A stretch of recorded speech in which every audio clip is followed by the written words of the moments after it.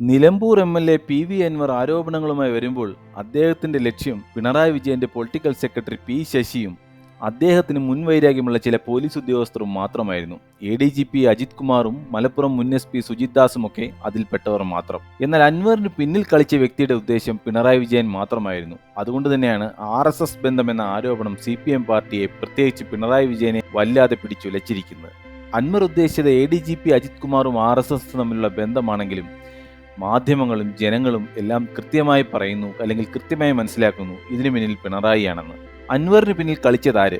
അൻവർ ഉദ്ദേശിക്കുന്ന കാര്യമല്ല ഇവിടെ നടക്കാൻ പോകുന്നത്. ഇതിന് പിന്നിൽ കളിച്ച വ്യക്തിയുടെ ഉദ്ദേശങ്ങൾ തന്നെ നടപ്പാക്കപ്പെടുന്നതാണ് കാണുന്നത്. ആരാണ് ആ വ്യക്തി? RR ടോക്സിലേക്ക് എല്ലാവർക്കും സ്വാഗതം. വീഡിയോ ഇഷ്ടപ്പെട്ടാൽ ദയവായി ചാനൽ സബ്സ്ക്രൈബ് ചെയ്യാനും വീഡിയോ ലൈക്ക് ചെയ്യാനും കമന്റ് ചെയ്യാനും ഷെയർ ചെയ്യാനും മറക്കരുത്. ഒരു സംസ്ഥാനത്തിന്റെ ക്രമസമാധാന ചുമതലയുള്ള ADGP എന്തിനാണ് ഭരിക്കുന്ന പാർട്ടിയുടെ താല്പര്യങ്ങൾക്ക് വിരുദ്ധമാണെങ്കിൽ RSS സംഘടനയുടെ നേതാക്കന്മാരെ പല പ്രാവശ്യം രഹസ്യമായി പോയി കണ്ടത്? കൂട്ടി വായിക്കുമ്പോൾ അരിയാഹാരം കഴിക്കുന്നവർക്ക് മനസ്സിലാകുന്ന ചില കാര്യങ്ങളുണ്ട്.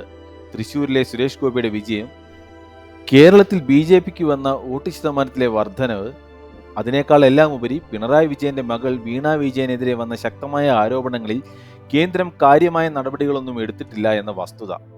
ഇവയെല്ലാം കൂടി കൂട്ടി വായിക്കുമ്പോൾ ADGP അജിത് കുമാർ ആരുടെ ദൂതനായിരിക്കും എന്ന് ജനങ്ങൾ ഒരു ഊഹം നടത്തിയാൽ അത് ഒരു പരിധിവരെ സത്യമായി തീരുവാനാണ് സാധ്യത. അതുകൊണ്ട് തന്നെയാണ് അൻവർ ഉദ്ദേശിച്ചില്ലെങ്കിൽ പോലും RSSമായുള്ള ബന്ധം പിണറായി വിജയനെ നേരിട്ട് ബാധിക്കുന്ന ഒരു വിഷയമായി മാറിയത്. അൻവറിന് പിന്നിൽ കളിച്ച വ്യക്തിയുടെ ലക്ഷ്യം CPIM എന്ന പാർട്ടിയെ തകർക്കുകയൊന്നുമല്ല, മറിച്ച് പിണറായി വിജയൻ എന്ന അധികായനായിരുന്നു ലക്ഷ്യം. പാവം അൻവർ ആണെങ്കിൽ ഇതൊട്ട് അറിഞ്ഞതുമില്ല. അൻവർ ഇപ്പോൾ ശരിക്കും അക്ഷരാർത്ഥത്തിൽ വെള്ളം കുടിക്കുകയാണ്. എങ്ങനെയാണ് ഞാൻ ഉദ്ദേശിച്ചത് പിണറായി വിജയനെ അല്ല എന്ന് മാധ്യമങ്ങളെയും ജനങ്ങളെയും ഒന്ന് ബോധ്യപ്പെടുത്തുന്നത്? വല്ലാത്തൊരു ധർമ്മസങ്കടത്തിലാണ് അൻവർ MLA. പക്ഷേ ഒരു കാര്യം സമ്മതിക്കാതെ വയ്യ, പിണറായി വിജയനെ പോലെ കരുത്തനായ ഒരാൾ കൈകാര്യം ചെയ്യുന്ന ആഭ്യന്തര വകുപ്പിനെ കുറിച്ച് ഇത്തരത്തിലൊരു ആരോപണം ഉന്നയിക്കുവാൻ അൻവറിന് മാത്രമേ സാധിക്കൂ. അത് അൻവറിന്റെ ചങ്കൂറ്റമാണ്. ആ ഒരു കാര്യത്തിൽ നിലമ്പൂർ MLA PV അൻവറെ സമ്മതിച്ചേ മതിയാകും. എന്നാൽ പിണറായി വിജയനാകട്ടെ പാർട്ടിക്കുള്ളിൽ പഴയ പോലെയുള്ള സ്ഥാനങ്ങളൊന്നുമില്ല. അതായത് പാർട്ടിക്കുള്ളിൽ പഴയ പോലെ പിണറായി വിജയന്റെ വാക്കുകൾക്ക് വലിയ വിലയൊന്നുമില്ല.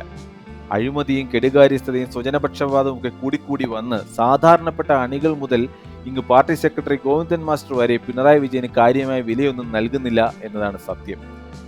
ഗോവിന്ദൻ മാസ്റ്റർ ആകട്ടെ ഇപ്പോൾ വീണ് കിട്ടിയ അവസരം കാര്യമായ രീതിയിൽ പിണറായി വിജയനെതിരെ ഉപയോഗിക്കുവാനുള്ള ശ്രമത്തിലാണെന്നുമാണ് അറിയാൻ സാധിക്കുന്നത്. എന്തായാലും പിണറായി വിജയന്റെ കഷ്ടകാലം ആരംഭിച്ചു കഴിഞ്ഞു. അൻവർ MLA ഉദ്ദേശിച്ചത് പിണറായി വിജയനെ അല്ലെങ്കിൽ പോലും അൻവറിന്റെ ആരോപണങ്ങൾ ശരിക്കും ബാധിക്കുന്നത് പിണറായി വിജയനെ തന്നെയായിരിക്കും. ഇനി അൻവർ എങ്ങനെയൊക്കെ കിടന്ന് ശ്രമിച്ചാലും മാധ്യമങ്ങളെയും ജനങ്ങളെയും അല്ല എന്ന് ബോധ്യപ്പെടുത്തുവാൻ സത്യത്തിൽ സാധിക്കില്ല. പ്രതിപക്ഷ നേതാവിനെതിരെയുള്ള ED അന്വേഷണം പോലെയുള്ള വാർത്തകളൊക്കെ കുത്തിപ്പൊക്കിക്കൊണ്ട് വന്നിട്ടും കാര്യങ്ങൾ അങ്ങോട്ട് അൻവർ ഉദ്ദേശിച്ച രീതിയിൽ പോകുന്നില്ല എന്നതാണ് സത്യം. എങ്ങനെയൊക്കെയായാലും ഇത് കറങ്ങിത്തിരിഞ്ഞ് പിണറായി വിജയനിലേക്ക് എത്തിച്ചേരുന്നു. എന്തായാലും ഈ അൻവറുടെ ആരോപണങ്ങളും തുടർന്നുള്ള സംഭവങ്ങളും ഇതെവിടെ ചെന്ന് എത്തി നിൽക്കുമെന്ന് ഇപ്പോൾ ഒന്നും പറയാൻ സാധിക്കില്ല.